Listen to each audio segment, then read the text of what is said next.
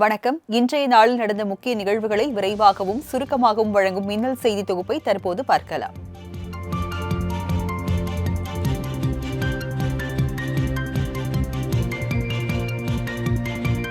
மதுரை திருச்சியில் புதிய டைடல் பூங்காவிற்கு சென்னை தலைமை செயலகத்தில் காணொலி காட்சி வாயிலாக முதலமைச்சர் மு.க.ஸ்டாலின் நாளை அடிக்கல் நாட்டுகிறார். திருச்சியில் 14.16 ஏக்கர் நிலத்தில் 5.58 லட்சம் சதுர அடியில் ரூபாய் 315 கோடியில் புதிய டைடல் அமைக்கப்பட உள்ளது. தரைத்தளம் மற்றும் 6 தளங்களுடன் அமைய உள்ளது. இந்த டைடல் பூங்காவில் 5000 ஊழியர்கள் பணியாற்றும் வகையில் அலுவலகம், கூட்டரங்கம், தரவு மையங்கள் உள்ளிட்ட அனைத்து வசதிகளுடன் அமைக்கப்பட உள்ளது.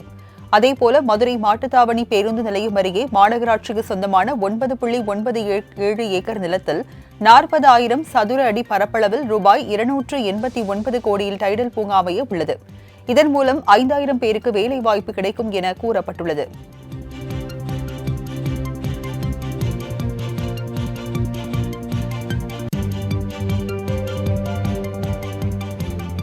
ஸ்ரீபெரும்புதூர், மாமல்லபுரம், திருவையாறு பேரூராட்சிகளை நகராட்சிகளாக தரம் உயர்த்தி தமிழ்நாடு அரசு அரசிதழில் வெளியிட்டுள்ளது.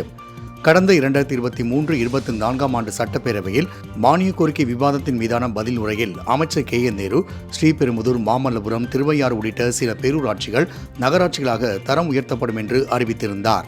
இதனைத் தொடர்ந்து பொதுமக்களின் கருத்துக்களை பரிசீலனை செய்து இந்த 3 பேரூராட்சிகளும் நகராட்சியாக தரம் உயர்த்தப்பட்டுள்ளன.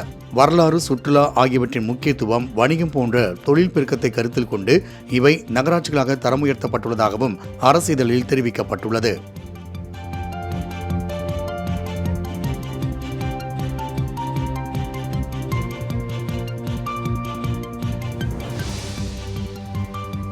அதிமுக உட்கட்சி விவகாரம் குறித்து தேர்தல் ஆணையம் விசாரிக்கலாம் என சென்னை உயர்நீதிமன்றம் தீர்ப்பளித்துள்ளது. ஓபிஎஸ் ஆதரவாளர்கள் தொடர்ந்த வழக்கை விசாரித்த சென்னை உயர்நீதிமன்றம் அதிமுக உள்கட்சி விவகாரத்தில் விசாரிப்பதற்கு தேர்தல் ஆணையத்திற்கு முழு அதிகாரம் உண்டு என தெரிவித்துள்ளது. மேலும் தேர்தல் ஆணைய விசாரணைக்கு தடை கோரிய எடப்பாடி பழனிசாமி தரப்பின் மனுவையும் தள்ளுபடி செய்தது.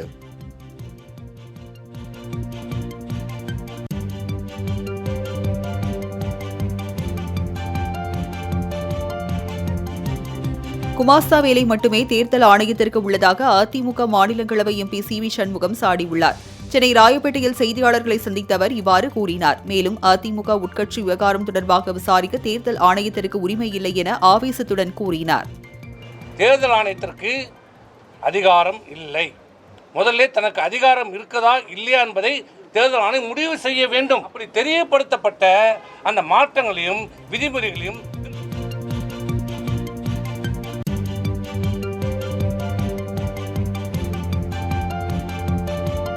இரட்டை இலை சின்ன விவகாரத்தில் நீதிமன்ற தீர்ப்பு, தேர்தல் ஆணைய விசாரணை குறித்து சி.வி. சண்முகம் தெளிவாக கூறியுள்ளதாக அதிமுக பொதுச் செயலாளர் எடப்பாடி பழனிசாமி தெரிவித்துள்ளார். சேலம் ஓமலூர் விமான நிலையத்திற்கு வந்த எடப்பாடி பழனிசாமியுடன் செய்தியாளர்கள் எழுப்பிய கேள்விக்கு இந்த பதிலை அளித்தார். மேலும் செங்கோட்டையன் விவகாரம் குறித்த கேள்விக்கு பதிலளிக்காத எடப்பாடி பழனிசாமி விமானத்திற்கு நேரமாகிவிட்டது என கூறி புறப்பட்டு சென்றார்.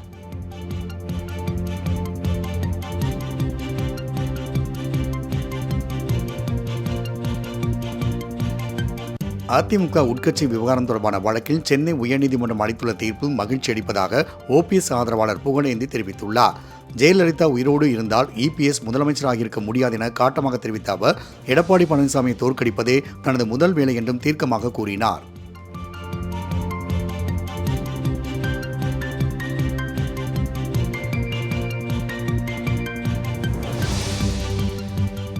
தமிழக வெற்றிக் கழக தலைவர் விஜய், பிரசாந்த் கிஷோர் சந்திப்பு ஒரு வியாபாரம் என செல்வ பெருந்தகை தெரிவித்துள்ளார்.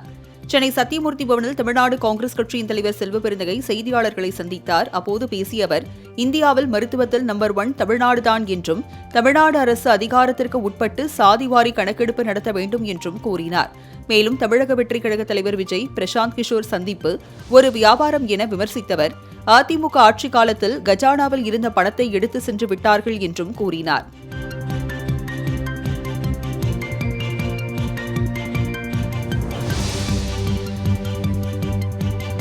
தேனியில் 10 லட்சம் ரூபாய் மதிப்பிலான கிரிக்கெட் மைதானம் மற்றும் 15 லட்சம் மதிப்பிலான கால்பந்து விளையாட்டு மைதானம் ஆகியவற்றை அமைச்சர் ஐ. பெரியசாமி திறந்து வைத்தார். பின்னர் செய்தியாளர்களை சந்தித்த அவர் ஈரோடு இடைத்தேர்தலில் அதிமுக போட்டியிடாதது அந்த இயக்கமே இல்லாமல் போய்விட்டதற்கு சமம். வரும் தேர்தலில் அதிமுக இருக்குமா இருக்காதா என்பது சந்தேகமே என்றார். மேலும் வரும் தேர்தலில் வெற்றி பெறும் அளவுக்கு தமிழக வெற்றிக் கழகத்திற்கு வாக்குகள் இல்லை என்றும் அமைச்சர் ஐ. பெரியசாமி விமர்சித்தார்.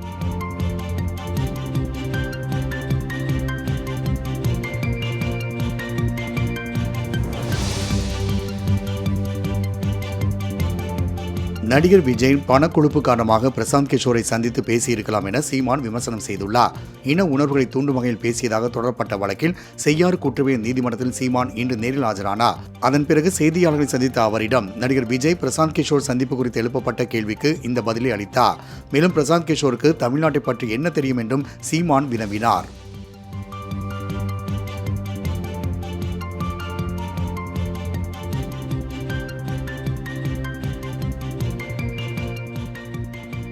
அதிமுகவுடன் கூட்டணி அமைத்த போதே தேமுதிகவுக்கு ராஜ்யசபா சீட்டு உறுதியாகிவிட்டதாக தேமுதிக பொதுச் செயலாளர் பிரேமலதா விஜயகாந்த் கூறியுள்ளார். தேமுதிக கொடிநாள் வெள்ளி விழாவை ஒட்டி சென்னை கோயம்பேட்டில் உள்ள கட்சி அலுவலகத்தில் பொதுச் செயலாளர் பிரேமலதா விஜயகாந்த் கட்சி கொடியை ஏற்றினார். பின்னர் செய்தியாளர்களை சந்தித்த அவர் அதிமுகவுடன் கூட்டணி அமைக்கும் போதே கையெழுத்திட்டு ராஜ்யசபா பதவி உறுதி செய்யப்பட்டு விட்டதாகவும் அதற்கான தேர்வு நாள் வரும்போது தேமுதிக சார்பில் யார் செல்ல உள்ளார்கள் என்பது குறித்து அதிகாரப்பூர்வமாக அறிவிக்கப்படும் என்றார். முன்னதாக கேப்டன் முரசு மாத இதழையும் captain.com என்ற இணையதளத்தையும் பிரேமலதா விஜயகாந்த் தொடங்கி வைத்து நலத்திட்ட உதவிகளை வழங்கினார்.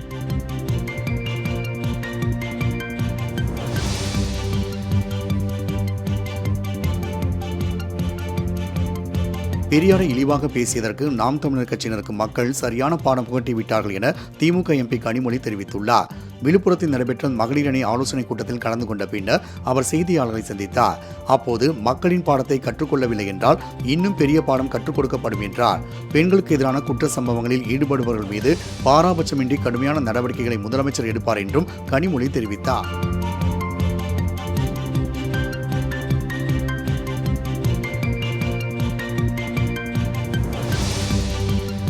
சென்னை தாம்பரம் ஜிஎஸ்டி சாலையில் போக்குவரத்து நெரிசலை தடுக்க 6 கோடி 80 லட்சம் ரூபாய் செலவில் புதிய பேருந்து நிழற்குடை அமைக்க திட்டமிடப்பட்டுள்ளது. தென் மாவட்டங்களை சென்னையோடு இணைக்கும் முக்கிய பகுதியாக தாம்பரம் ஜிஎஸ்டி சாலை அமைந்துள்ளது. இந்நிலையில் தாம்பரம் ஜிஎஸ்டி சாலையில் அமைந்துள்ள நிழற்குடையால் இட நெருக்கடி ஏற்பட்டு பெரும்பாலான பேருந்துகள் உள்ளே செல்ல முடியாமல் இருந்து வந்தது. இதற்கு தீர்வு காணும் வகையில் 6 கோடி 80 லட்சம் ரூபாய் மதிப்பீட்டில் புதிதாக 200 மீட்டருக்கு 2 பேருந்து நிழற்குடை அமைக்க திட்டமிடப்பட்டுள்ள நிலையில் செங்கல்பட்டு ஆட்சியர் அருண்ராஜ் நேரில் ஆய்வு செய்தார்.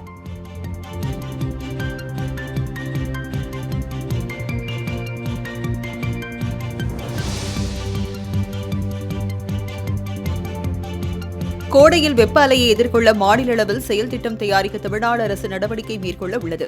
சென்னை எள்ளகத்தில் நடைபெற்ற முதல்கட்ட ஆலோசனைக் கூட்டத்தில் பேரிடர் மேலாண்மை, சுகாதாரம், தொழிலாளர் நலத்துறை, மாநில பேரிடர் மீட்புத்துறை, நகராட்சி நிர்வாகத்துறை உள்ளிட்ட பல்வேறு துறை அதிகாரிகள் கலந்து கொண்டனர். அப்போது மார்ச் இறுதிக்குள் செயல் திட்டத்தை இறுதி செய்து வெப்ப அலையை எதிர்கொள்வதற்கான நடவடிக்கைகளை எடுக்க முடிவு செய்துள்ளதுடன் சென்னை, கோவை, மதுரை உள்ளிட்ட பெரிய மாநகராட்சிகளுக்கு தனியாக செயல் திட்டத்தை தயாரிக்கவும் நடவடிக்கை எடுக்கப்பட்டுள்ளது.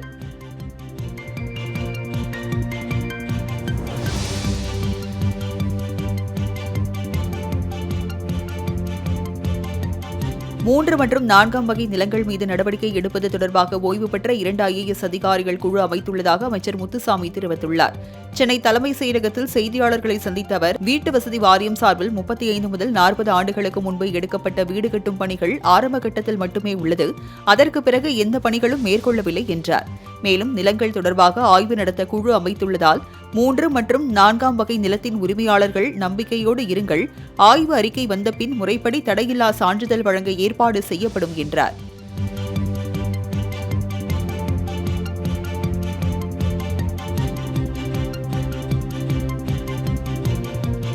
திருப்பரங்குன்றம் மலை பிரச்சினைக்காக சென்னையில் யாத்திரை நடத்துவது ஏன் என சென்னை உயர்நீதிமன்றம் கேள்வி எழுப்பியுள்ளது. திருப்பரங்குன்றம் மலையை பாதுகாக்க வலியுறுத்தி சென்னை ஏகாம்பரேஸ்வரர் கோவிலிலிருந்து கந்தக்கோட்டம் வரை வேல் யாத்திரை நடத்த அனுமதி கோரி பாரத் இந்து முன்னணி சார்பில் வழக்கு தொடரப்பட்டது. வழக்கை விசாரித்த நீதிபதி இளந்திரையன் யாத்திரை நடத்த கேட்டுள்ள வழித்தடம் கூட்ட நெரிசல் மிகுந்தது என்றும் திருப்பரங்குன்றம் மலை பிரச்சினைக்காக சென்னையில் யாத்திரை நடத்துவது ஏன் எனவும் கேள்வி எழுப்பினார். மேலும் தேவையில்லாமல் பிரச்சினை உருவாக்க வேண்டாம் என அறிவுறுத்திய நீதிபதி யாத்திரைக்கு வேறு இடத்தை தேர்வு செய்து தெரிவிக்குமாறு கூறி மனு மீதான உத்தரவை வரும் 14ஆம் தேதிக்கு தள்ளி வைத்தார்.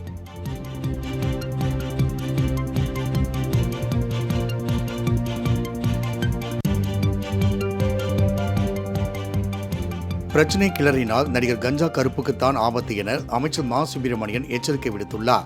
திருவள்ளூர் அரசு மருத்துவக் கல்லூரி மருத்துவமனையில் 2.33 கோடி ரூபாய் மதிப்பில் அதிநவீன மருத்துவ உபகரணங்களை மக்கள் பயன்பாட்டிற்கு திறந்து வைத்த பின்னர் செய்தியாளர்களை சந்தித்த அமைச்சர் இதனை தெரிவித்தார். மேலும் சென்னை போரூர் அரசு மருத்துவமனையில் நடிகர் கஞ்சா கருப்பு தனது மகனுடன் சிகிச்சைக்கு சென்றபோது மருத்துவர்களே இல்லை, செத்துப்போன பிணத்திற்கு சிகிச்சை அளிக்கின்றார்கள் என போராட்டத்தில் ஈடுபட்டார் என்பது குறிப்பிடத்தக்கது.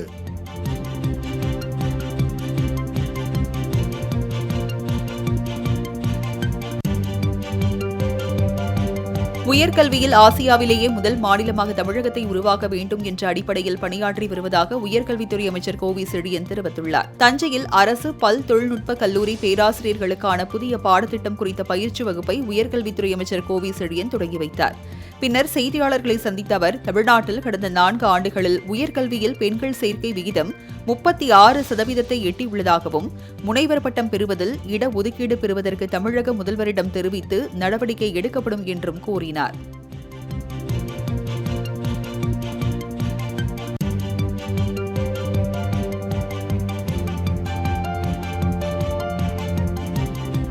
பாவூர் சத்திரத்தில் அரசு கலைக்கல்லூரி அமைக்க வேண்டும் என மதிமுக பொதுச் செயலாளர் வைகோ வேண்டுகோள் விடுத்துள்ளார். இதுகுறித்து அவர் வெளியிட்டுள்ள அறிக்கையில், கீழ்பாவூர் பேரூராட்சி, குலசேகரப்பட்டி, கல்லூரணி ஊராட்சிகள் உட்பட நூற்றுக்கணக்கான கிராமங்களுக்கு மையப்பகுதியாக பாவூர் சத்திரம் விளங்கி வரும் நிலையில் உயர்கல்வி பெறுவதற்கு ஏற்ற வகையில் அரசு கலைக்கல்லூரி அமைக்க வேண்டும் என தமிழ்நாடு முதலமைச்சருக்கு வேண்டுகோள் விடுத்துள்ளார். மேலும் கல்லூரிக்கு தேவையான அரசு நிலம் அங்கு உள்ளது என்பதையும் அவர் தெரிவித்திருக்கிறார்.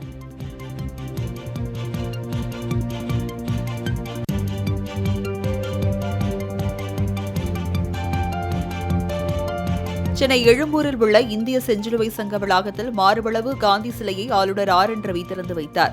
இந்த விழாவில் பேசிய ஆளுநர், மன அழுத்தங்களால் தற்கொலை செய்து கொள்பவர்களின் எண்ணிக்கை அதிகரித்து வருவதாக கவலை தெரிவித்தார். செஞ்சிலுவை சங்கத்தில் மாணவர்கள், இளைஞர்களின் பங்கேற்பை அதிகப்படுத்த வேண்டும் எனவும் அவர் கேட்டுக் கொண்டார்.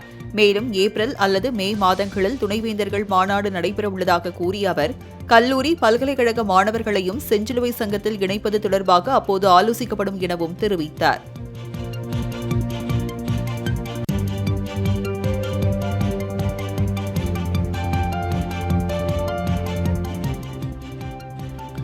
G-Square நிறுவனத்திற்கு எதிரான வழக்கில் தேசிய பசுமை தீர்ப்பாய தென்மண்டல அமர்வு மாறுபட்ட தீர்ப்பு வழங்கியதை அடுத்து முதன்மை அமர்வுக்கு மாற்றப்பட்டது. கோவை சூலூரில் G-Square நிறுவனம் மேற்கொண்டு வரும் அடுக்குமாடி குடியிருப்பு சுற்றுச்சூழல் தாக்க மதிப்பீடு பெறாமல் செயல்படுவதாக புதுச்சேரியை சேர்ந்த கல்யாணராமன் என்பவர் தேசிய பசுமை தீர்ப்பாய தென்மண்டல அமர்வில் மனு தாக்கல் செய்திருந்தார்.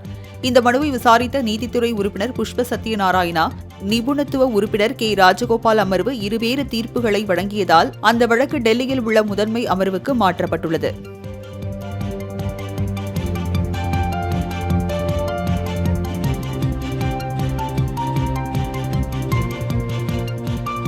மருத்துவர்கள் பொறுப்பு மற்றும் அர்ப்பணிப்போடு பணியாற்ற வேண்டும் என உயர்நீதிமன்ற மதுரை கிளை அறிவுறுத்தியுள்ளது. அகஸ்தீஸ்வரத்தை சேர்ந்த கணேசன் தனது மனைவி ருக்மணியை பரிசோதனைக்காக கன்னியாகுமரி அரசு மருத்துவக் கல்லூரி மருத்துவமனையில் அனுமதித்திருந்தார். அப்போது கவனக்குறைவாக ஆக்சிஜனுக்கு பதிலாக நைட்ரஜன் ஆக்சைடு வாயு அதிகமாக ஏற்பட்டதால் ருக்மணி உயிரிழந்ததாகவும் இது தொடர்பாக நீதி வழங்க கோரியும் உயர்நீதிமன்ற மதுரை கிளையில் மனு தாக்கல் செய்திருந்தார். இந்த வழக்கை விசாரித்த நீதிபதி, மருத்துவர்கள் உயிரை காப்பாற்றுவார்கள் என நம்பி நீங்கள் சொல்வதையெல்லாம் நோயாளிகள் கேட்கின்றனர். ஆகவே மருத்துவர்கள் பொறுப்பு மற்றும் அர்ப்பணிப்போடு பணியாற்ற வேண்டும் என அறிவுறுத்தினார். மேலும் குற்றச்சாட்டில் முகாந்திரம் உள்ளதால் விசாரணை விரைந்து முடிக்க நாகர்கோவில் நீதிமன்றத்திற்கு உத்தரவிட்டு வழக்கை முடித்து வைத்தார்.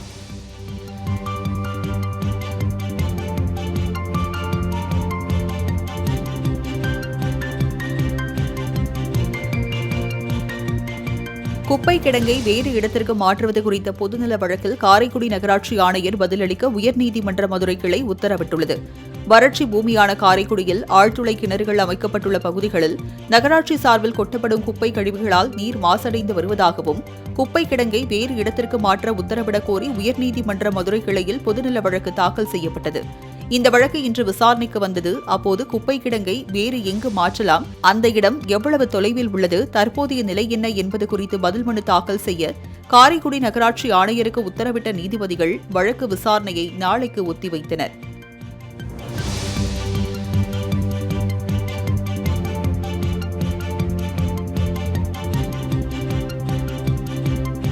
தேர்தலின் போது பொய்யான பிரமாண பத்திரம் தாக்கல் செய்யப்பட்டதாக தொடரப்பட்ட வழக்கில் திருப்பத்தூர் நீதிமன்றத்தில் முன்னாள் அமைச்சர் KC வீரமணி இன்று ஆஜரானார். திருப்பத்தூர் மாவட்டம் ஜோலார்பேட்டை சட்டமன்ற தொகுதியில் தேர்தலின் போது பொய்யான பிரமாண பத்திரம் தாக்கல் செய்யப்பட்டதாக காட்பாடி பகுதியை சேர்ந்த ராமமூர்த்தி என்பவர் தேர்தல் ஆணையம் மற்றும் நீதிமன்றத்தில் வழக்கு தொடர்ந்திருந்தார். இந்த வழக்கு விசாரணைக்காக திருப்பத்தூர் நீதிமன்றத்தில் இன்று முன்னாள் அமைச்சர் KC வீரமணி ஆஜரானார். இவருக்கு ஆதரவாக ஆஜரான 10க்கும் மேற்பட்ட வழக்கறிஞர்கள் வழக்கை தள்ளுபடி செய்ய வேண்டும் என உத்தரவிடக் கோரி வாதாடினர்.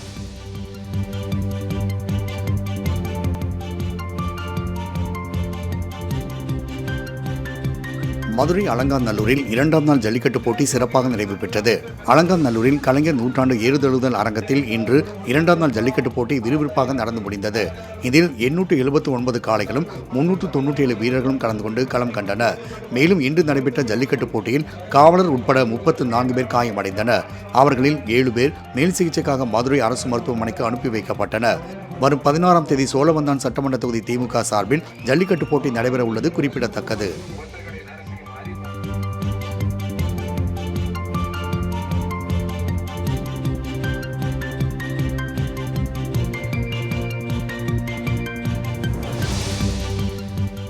காஞ்சிபுரம் காமாட்சியம்மன் கோவிலில் உபயோகப்படுத்த இயலாத தங்க நகைகளை உருக்கும் பணி நடைபெறவுள்ளது. இக்கோவிலில் உண்டியல் மூலம் காணிக்கையாக பெறப்பட்ட மற்றும் பயன்பாட்டுக்கு இயலாத சுமார் 7 கிலோ தங்க நகைகள் கையிருப்பு உள்ளன. இந்நிலையில் ஓய்வு பெற்ற நீதிபதி துரைசாமி ராஜு முன்னிலையில் தங்கத்தில் உள்ள அழுக்கு, அரக்கு மற்றும் பிற உலோகங்கள் ஆகியவற்றை தனியாக பிரிக்கும் பணி நடைபெற்று வருகிறது.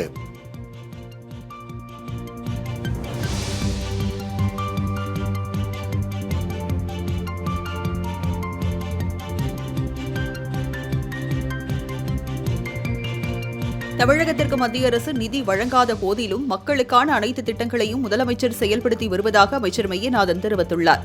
மயிலாடுதுறை மாவட்டம் தரங்கம்பாடி அடுத்த சந்திரபாடி மீனவ கிராமத்தில் 32 கோடி மதிப்பீட்டில் நேர்கல் சுவர் மற்றும் மீன் இறங்குதளம் மேம்படுத்தும் பணிகளுக்கு அமைச்சர் மெய்யநாதன் அடிக்கல் நாட்டினார். இதனைத் தொடர்ந்து விழாவில் பேசிய அவர், பாஜகவே தமிழகத்தின் திமுக தேர்தல் அறிக்கையை பின்பற்றுகிறது என்றார்.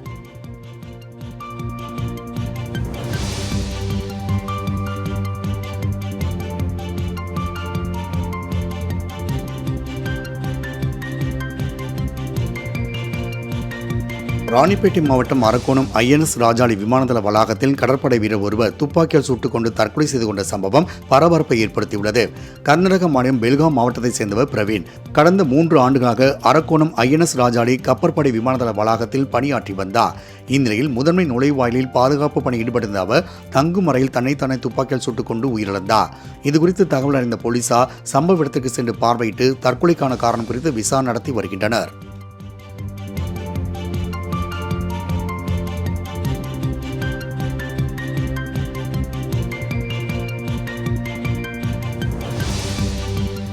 சேலம் மாவட்டம் காடையம்பட்டி அருகே செம்மண் கடத்திய 3 டிப்பர் லாரிகளை போலீசார் பறிமுதல் செய்தனர்.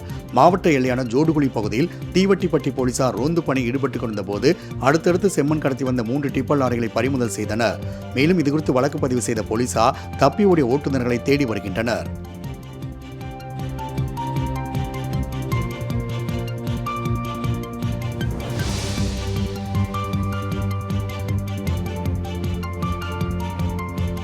சேலம் மாவட்டம் மேட்டூரில் வேலை வாங்கி தருவதாக போலி அரசு ஆணை வழங்கி பல லட்சம் ரூபாய் மோசடியில் ஈடுபட்டவரை போலீசார் கைது செய்தனர்.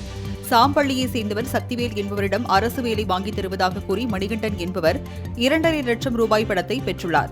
பின்னர் ஆட்சியர் அலுவலகத்தில் கிளர்க் வேலைக்கான பணி நியமன ஆணையை மணிகண்டன் வழங்கிய நிலையில் அது போலியானது என அறிந்த சக்திவேல் காவல் நிலையத்தில் புகார் அளித்ததை அடுத்து மணிகண்டனை போலீசார் கைது செய்தனர்.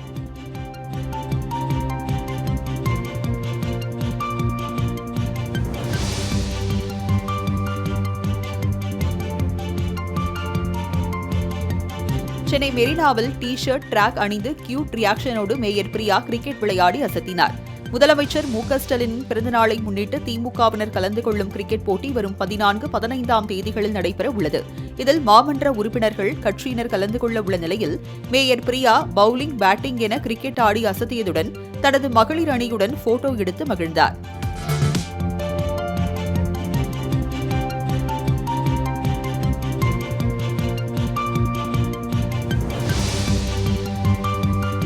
புதுச்சேரி சட்டப்பேரவையில் சபாநாயகருக்கு எதிராக அவையில் அமர்ந்து தர்ணாவில் ஈடுபட்ட சுயேட்சை சட்டமன்ற உறுப்பினர் சஸ்பெண்ட் செய்யப்பட்டுள்ளார். புதுச்சேரி சட்டமன்ற கூட்டத்தொடரை இன்று காலை சபாநாயகர் செல்வம் திருக்குறள் வாசித்து துவக்கி வைத்தார். அப்போது பேரவை துவங்கும் முன்பே பாஜக மற்றும் அதன் ஆதரவு சட்டமன்ற உறுப்பினர்கள் சட்டப்பேரவை படியில் அமர்ந்து தர்ணாவில் ஈடுபட்டனர். தொடர்ந்து சபை கூடியபோது சுயேட்சை எம்எல்ஏ நேரு சபாநாயகர் மீது நம்பிக்கையில்லா தீர்மானம் கொண்டு வர கோரி அமளியில் ஈடுபட்டார். அவரை வெளியேற்ற உத்தரவிட்ட சபாநாயகர் செல்வம் கூட்டத்தொடர் முழுவதும் சஸ்பெண்ட் செய்தும் உத்தரவிட்டார்.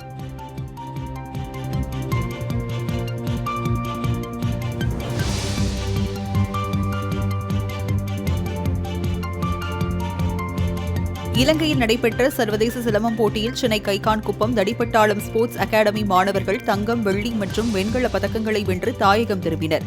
சென்னை கைகான்குப்பம் பகுதியில் கடந்த 11 ஆண்டுகளுக்கு மேலாக தடிப்பட்டாளம் சிலம்பம் ஸ்போர்ட்ஸ் அகாடமி செயல்பட்டு வருகிறது. இந்த சிலம்ப பயிற்சி மையத்தை மகேஸ்வரன் என்பவர் கடந்த 11 ஆண்டுகளாக நடத்தி வருகிறார். இங்கு நன்கு பயிற்சி பெற்ற மாணவர்கள் கடந்த 8 மற்றும் 9 ஆகிய தேதிகளில் இலங்கையில் நடைபெற்ற சர்வதேச சிலம்ப போட்டியில் கலந்து கொண்டு விளையாடினர். இதில் 14 தங்கம், 4 வெள்ளி, 3 வெண்கல பதக்கங்களை வென்று மாணவர்கள் அசத்தினர். வெற்றி வாகையுடன் தமிழகம் திரும்பிய அவர்களுக்கு சென்னை விமான நிலையத்தில் உற்சாக வரவேற்பு அளிக்கப்பட்டது.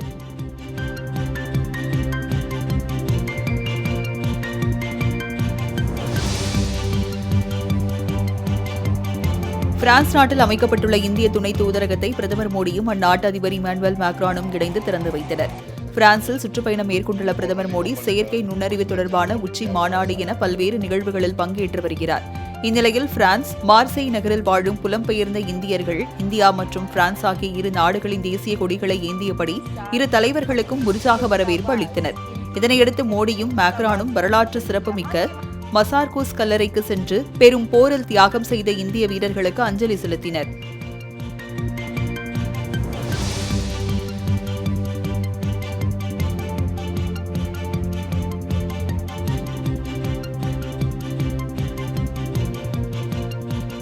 பிரான்சில் புதிய இந்திய தூதரகத்தை பிரதமர் மோடி திறந்து வைத்தார். அரசுமுறை பயணமாக பிரதமர் மோடி பிரான்ஸ் நாட்டுக்கு சென்றுள்ளார். நேற்று பாரிஸில் பிரான்ஸ் அதிபர் இமானுவேல் மேக்ரான் உட்பட பல்வேறு நாட்டு தலைவர்கள் பங்கேற்ற சர்வதேச செயற்கை நுண்ணறிவு உச்சி மாநாட்டில் பிரதமர் மோடி கலந்து கொண்டு உரையாற்றினார். இதனைத் தொடர்ந்து பிரான்சின் மார்சேய் நகருக்கு அதிபர் மேக்ரானோடு சென்ற பிரதமர் அங்கு புதிதாக கட்டப்பட்டுள்ள இந்திய தூதரகத்தை திறந்து வைத்தார்.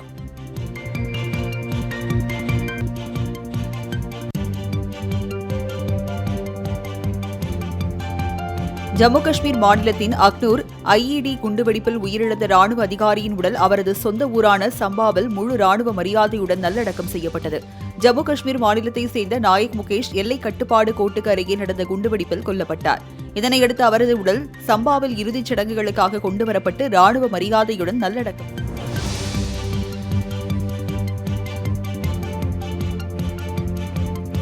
தெலங்கானாவில் காதலை கைவிட்டதால் இளம்பெண்ணுக்கு கொலை மிரட்டல் விடுத்த நபரை பொதுமக்கள் தர்மடி கொடுத்து போலீசில் ஒப்படைத்தனர். தெலங்கானா மாநிலம் சூர்யாபேட் மாவட்டம் ஹூசூர் நகரை சேர்ந்தவர் பிரமோத். இவரும் அதே பகுதியை சேர்ந்த இளம்பெண் ஒருவரும் காதலித்து வந்த நிலையில் பெற்றோரின் எதிர்ப்பு காரணமாக அப்பெண் காதலை கைவிட்டதாக கூறப்படுகிறது. இதனால் மன உளைச்சலுக்கான பிரமோத் அப்பெண்ணை வழிமறித்து அவர் மீது பெட்ரோல் ஊற்றியுள்ளார். காதலிக்க மறுத்தால் கொளுத்தி விடுவேன் என மிரட்டலும் விடுத்துள்ளார். இதனை கண்ட பொதுமக்கள் பிரமோத்துக்கு தர்மடி கொடுத்து போலீசில் ஒப்படைத்தனர். இவ்வீடியோ காட்சி வெளியாகி காண்போரை அதிர்ச்சிக்குள்ளாக்கி வருகிறது.